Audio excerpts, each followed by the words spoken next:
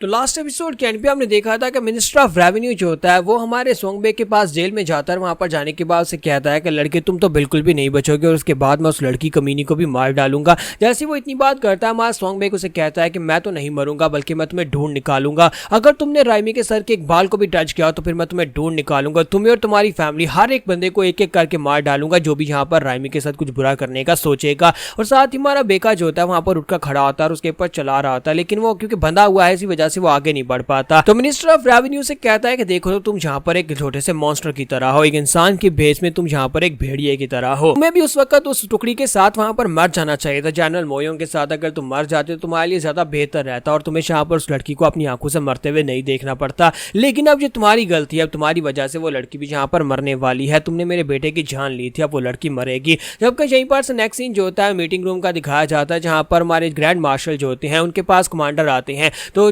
Commander उससे कहते हैं कि मैं यहाँ पर उस लड़की को बचा सकता हूँ। तो ग्रैंड मार्शल कहते हैं कि क्या वाकई में तुम उसे बचा सकते हो, क्या तुम मेरे लिए ये करोगे? तो कमांडर उसे कहता है लेकिन मैं यहाँ पर उस लड़के को क्यों बचाऊंगा, मेरे पास यहाँ पर उसे बचाने की कोई वजह तो नहीं है, इसलिए यहाँ पर एक कंडीशन है, अगर तुम मेरी बात को मान लेते हो। तो ग्रैंड मार्शल उसे कहते हैं बताओ कि तुम्हारी क्या कंडीशन है। तो इसी के साथ ही कमांडर उसे कहता है कि मेरी कंडीशन बहुत ज्यादा सिंपल है, मैं चाहता हूं कि मैं उस लड़के को जिंदा छोड़ दूंगा, यानी कि मैं उस लड़के के इल्जाम जो है वो यहाँ पर नॉलिफाई कर सकता हूं और उसे आजाद कर सकता हूं। जेल से आजाद होने के बाद वो लड़का मुझे मिल जाएगा, तुम वो लड़का मुझे दे दोगे। मैं उसे अपना डिसाइपल बनाना चाहता हूं और उसे यहाँ पर एक अच्छा सोल्जर बनाना चाहता हूं, तो क्या तुम ये करोगे? तो ग्रैंड मार्शल आगे से खामोश हो जाते हैं और इसी के साथ ही कमांडर को वहां पर से भेज देते हैं। तो कमांडर के जाने के बाद वहां पर वो सोच रहे होते हैं कि मैंने यहाँ पर इस बात को पहले रियलाइज नहीं किया, लेकिन वो लड़का बहुत ही कमाल का है। तो कमांडर जो होते हैं वहां पर उसे क्या कर जाते हैं कि ग्रैंड मार्शल अगर आप उस लड़के को मुझे देने को तैयार हो जाते हैं, क्योंकि आपने उसे अपना बेटा बना रखा है, तो अगर आप उस लड़के को मुझे दे देते हैं तो फिर उस लड़के की जान बच सकती है। वरना यहाँ पर जो कुछ भी हो रहा है वो सिर्फ और सिर्फ सो जियोंग ने अकेले तो बिल्कुल भी नहीं किया होगा।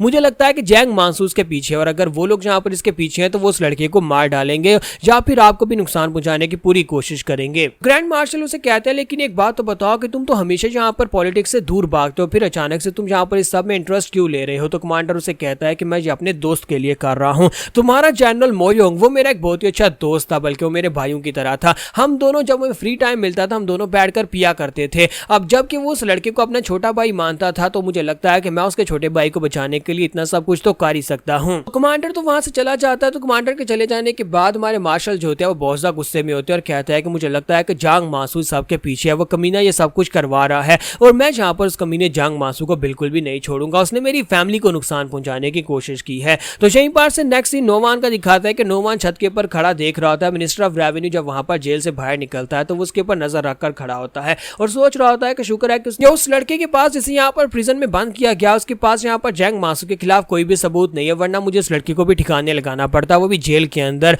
और ऊपर से वो कहता है कि अब यहाँ पर प्रॉब्लम ली ताई जंग है, मुझे जहाँ पर कहा गया है कि मिनिस्टर ऑफ रेवेन्यू अगर कुछ भी उल्टा सीधा करता है तो मैं उसे मार डालूं। तो मुझे लगता है कि मुझे जाकर इस बारे में बताना होगा कि वो जेल में इस लड़के से मिलने के लिए आया था और वो यहाँ पर उसके खिलाफ कुछ ना कुछ प्लानिंग कर रहा होगा। तो जैसे ही वहां पर से नोमान जाने लगता है तो साइड के ऊपर से उसे आवाज आती है। राइमी जो होती है वहां पर अपनी नानी से कह रही होती है कि मुझे जाने दो, मुझे जाना ही होगा, मुझे जाकर अपने बेखा को बचाना है, सोंगा को बचाना है। तो वो नैनी से अपना हाथ छुड़वाकर भागने की कोशिश कर रही होती है। नोमान ऊपर से यह सब कुछ देख रहा होता है। नोमान जब वहां पर उसकी तरफ देखता है उसे राइमी बहुत ज्यादा खूबसूरत लगती है। तो नोमान पहले तो बिल्कुल खामोश उसकी तरफ देख रहा होता है, फिर साथ ही वहां पर शायद उसका दिल धड़क रहा होता है। यहाँ पर कुछ दिखाते हैं मुझे समझ नहीं आई, लेकिन नोमान उसका पीछा करना शुरू कर देता है। वो अपने मिशन को भूल जाता है और हमारी राइमी का पीछा करना शुरू कर देता है। तो वो राइमी के पीछे पीछे चलता हुआ जा रहा होता है। राइमी पीछे घूमकर देखती है, वहां पर कोई भी नहीं होता क्योंकि वो साइड के ऊपर जाकर छुप जाता है। तो राइमी कहती है कि लगता है कि ये मेरी इमेजिनेशन है, मुझे ऐसा लगा कोई मेरा पीछा कर रहा है। तो नोमान जो होता है वो एक दीवार के पीछे छुपा होता है। पता नहीं नोमान जहाँ पर ये सब कुछ कर क्यों रहा है, लेकिन वो दीवार के पीछे छुपकर वहां पर बस उसका पीछा कर रहा होता है। दूसरी तरफ जांग मासू जो होता है वो वेट कर रहा होता है कि नोमान अभी तक वापस क्यों नहीं आया। मैंने उसे कहा था कि जल्दी से जल्दी मुझे वापस आकर रिपोर्ट देना,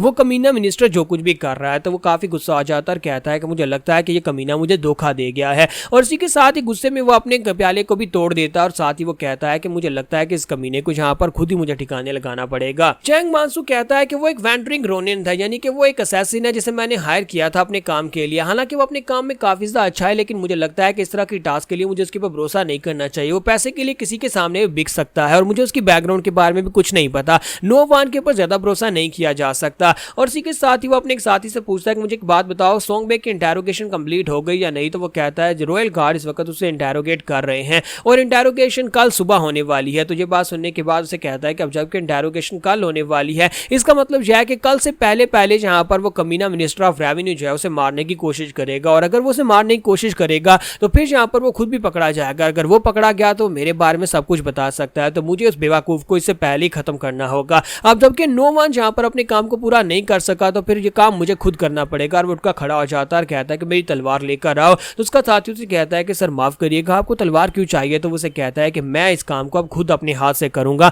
उस कमीने मिनिस्टर ऑफ रेवेन्यू को मैं अपने हाथ से जाकर मारने वाला हूं। तो इसी के साथ ही नेक्स्ट सीन जो होता है फिर रेड लाइट डिस्ट्रिक्ट का दिखाया जाता है कि हमारी राइमी जो होती है वो चलती चलती रेड लाइट डिस्ट्रिक्ट में पहुंच जाती है। आखिर वो रेड लाइट डिस्ट्रिक्ट में पहुंची क्यों? वहां पर बहुत सारी लड़कियां जो धंधा करने वाली होती हैं वो बैठी होती हैं और उसे कह रही होती है कि लड़की तुम जहां पर कर क्या रही हो, तुम बहुत ज्यादा खूबसूरत हो, जहां पर हमारे साथ आ जाओ, तुम्हारे कस्टमर बहुत ज्यादा होंगे। लेकिन वो चुपचाप आगे की तरफ बढ़ती जाती है और साथ उसे अपनी बात को याद करती है। उसकी सहेली से उसने पूछा था, जिन्हें अपनी नौकरानी से उसने पूछा था, उसकी नौकरानी ने उसे बताया था कि अगर तुम्हें यहाँ पर इन्फॉर्मेशन चाहिए तो तुम्हें यहाँ पर हाउ फैक्शन के लोगों के पास जाना होगा। हाउ फैक्शन के लोग तुम्हें यहाँ पर हर किस्म की इन्फॉर्मेशन दे सकते हैं, और सिर्फ हाउ फैक्शन के लोग ही ऐसे लोग हैं जो कि इस वक्त बेखा को बचा सकते हैं। बेखा क्योंकि जेल में बांधा और उसे वहां से निकालना सिर्फ और सिर्फ हाउमैन के लोगों के बस की बात है। तो हमारी राइमी उससे पूछती है कि बताओ कि हाउमैन कहां पर मिलेंगे, तो नौकरानी उसे कहती है कि नहीं तुम वहां पर नहीं जाना चाहोगी, वो एक बहुत ही खतरनाक जगह है, हाउमैन का कोई खास ठिकाना नहीं है और वो लोग ब्रोथल्स में मिलते हैं, यानी कि वो इस तरह के वैश्या खानों में मिलते हैं या फिर रेड लाइट डिस्ट्रिक्ट में मिलते हैं।